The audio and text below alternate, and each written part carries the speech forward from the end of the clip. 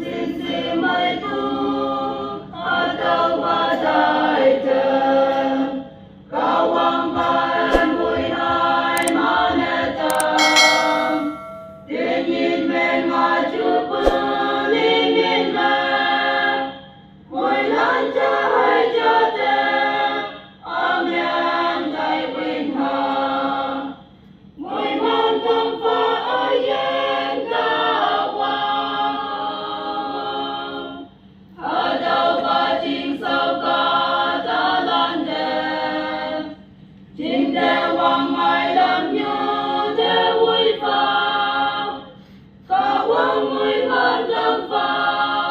hadau bajing sau yam jam yam me awang buhay balan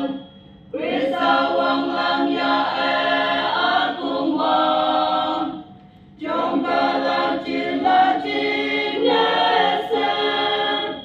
Sambung pula pa aku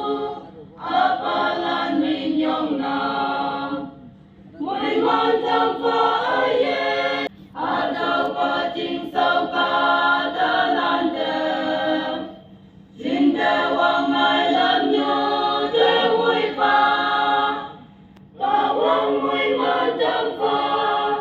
atau pacing sau yem jing me ngo pula pa palan kayen kawang de ating laku kayen